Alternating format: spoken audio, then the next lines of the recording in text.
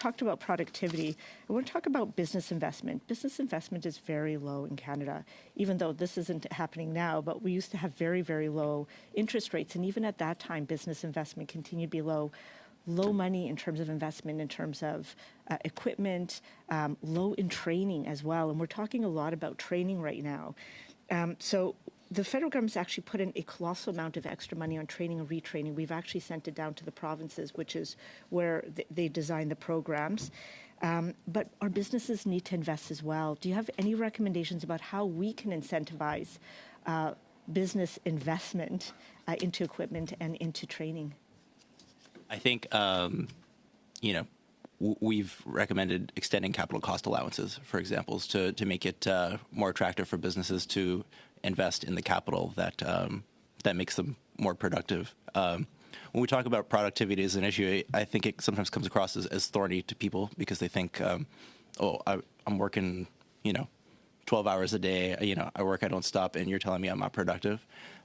Whereas the substance of the matter is that people are not as productive because their businesses don't necessarily invest in the tools, capital, software that could make them more productive.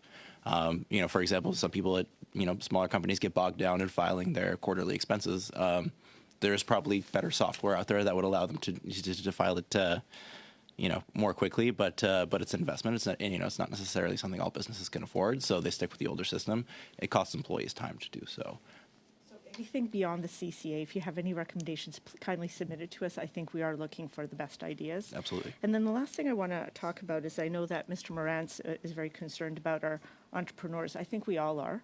We want to make sure that they feel supported. As someone who spends a lot of time with entrepreneurs, we do have excellent funding at the regional level. So FedDev Ontario, lots of money through Futurepreneur, lots through ISET programs. There's lots for Canadian innovators in the first, second stage. Where they get stuck is when they're trying to build their company at the third or fourth stage. Mm-hmm. And one of the things we learned on committee is that only 4% of our Canada Pension Plan is actually invested in Canadian businesses. It's 50% in Australia and 75% in the United States.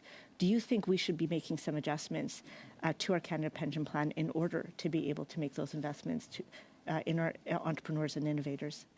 I need a very short answer because we're well over time. Sure. It's very common in other jurisdictions to do that. 4% is startlingly low.